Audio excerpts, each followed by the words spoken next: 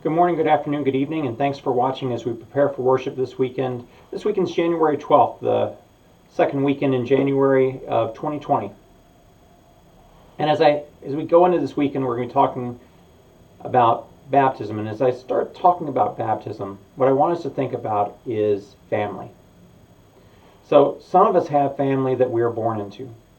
Some of us have family that we've chosen or has chosen us.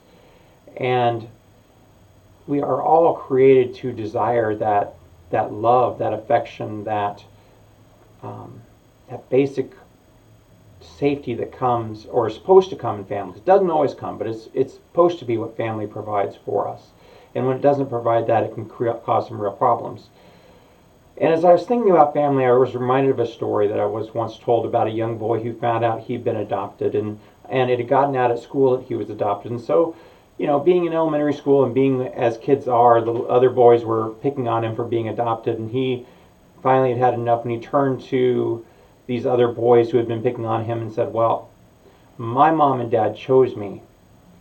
Your mom and dad got stuck with you lot."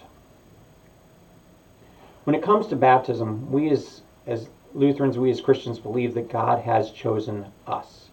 That God has said, "You are my child. I have joined your life to the life of Christ. Now we can consider one another brothers and sisters in Christ." Now, let's be honest. Brothers and sisters don't always see eye to eye. They don't always get along.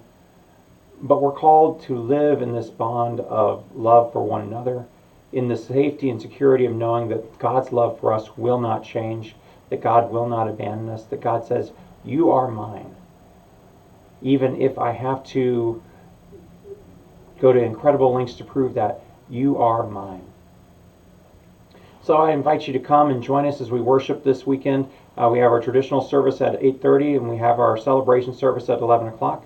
And between services this week, I'm starting up our discussion of Fearfully and Wonderfully Made, starting to look at, what makes us who we are. So taking some of the things that I've learned from psychology, from science, from brain science, and having them in conversation with our scriptures, with the ancient wisdom, and what makes us who we are, and how can we understand the way in which, our thoughts, our emotions, all those things are both great sources of good, but also ways in which we can be manipulated and can be taken advantage of. So again, I invite you to join us. That'll be at 9:45, our worship at 8:30 and 11 o'clock. So again, thank you for listening, and I hope to see you at Rejoice this weekend.